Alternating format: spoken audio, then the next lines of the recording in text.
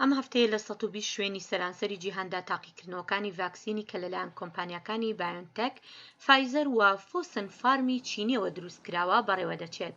لە 89 شوێنی تریش لەناو ئەمریکا تاقیکردنەوە بۆ ڤاکسینی مەدۆرنا دەکرێت. ئەمەش دوایین خولی تاقیکردنەوەی دەرمانیە بەر لەوەی پەسەند بکرێت. فرانک ئایدەر ڕێبەرایەتی لێکۆڵینەوەکەی نێوەندی مەدۆرنای نیویۆرک دەکات. هەر کە لەم تاقیکردنەوەی دەرچوین دەتوانین بەرەو گشتیکردن بڕۆین و ژمارەیەکی زۆر بەرهەم بهێنین و بیدەین بە خەڵکی. بەڵام بەر لەوە ئەم تاقیکردنەوانە دەری دەخەن کە بەکارهێنانی ڤاکسینەکە چەندێک کاریگەر و بێزیانە. هەرچەندە تەکنیکی نوێ هاوکاری دەکات بۆ ئامادەکردنی ئەم دەرزیانە لە خێراترین کاتدا، کاربەدەستان دەڵێن هەموو تاقیکردنەوەیەکی ئاسایی بۆ سەلامەتی ئەنجام دەدرێت. پزیشکی نەخۆشیە درمەکان ویلیام شافنەر لە زانکۆی ڤاندەربیلت دەڵێت ئەو تاقیکردنەوانش کە ئێستا دەستیان پێکردووە بەشێکی سەرەکین لەو پرۆسەیە. These are new technology vaccines against a new virus in humans. ئەمانە ڤاکسینی تەکنەلۆژیای نوێن دش بە ڤایرۆسێکی نوێ لە مرۆڤدا. دەبێت زۆر وریابین و بە وردی بڕوانینەوەی چەندێک پارێزراوە. ئەم زانیارانە بە فراوانی دەردەکەون کە بە قۆناغی سێهەمی تاقیکردنەوەکان ناودێر دەکەین. ئەمانن کە تا ئێستا کاریان لەسەر دەکرێت. ئەو قۆناغی سێهەمی تاقیکردنەوەیە بریتیە لە دەیان هەزار نەخۆش کە بۆ کەمترین کاریگەری خراپی دەرمانەکە تیایاندا دەگەڕێن. زانایان هیوادارن هەتا کۆتایی ئەم ساڵ ئەنجامەکان دەربکەون.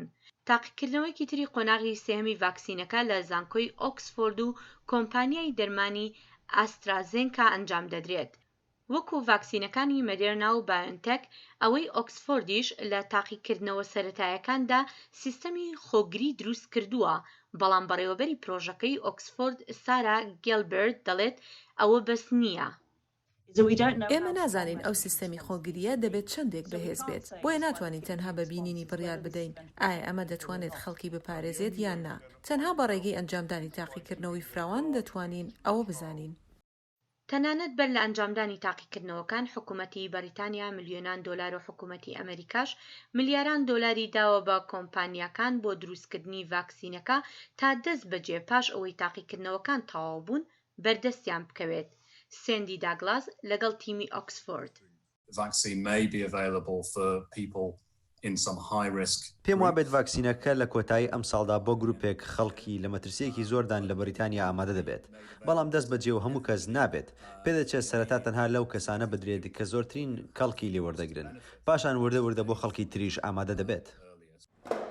کاربەدەستانی تەندروستی ئەمریکاش تاوتوێ ئەوە دەکەن کێ سەرەتا بەشی یەکەمی ڤاکسینەکەی پێ بدرێت و پێدەچێت لە کارمەندانی تەندروستیەوە دەست پێ بکات.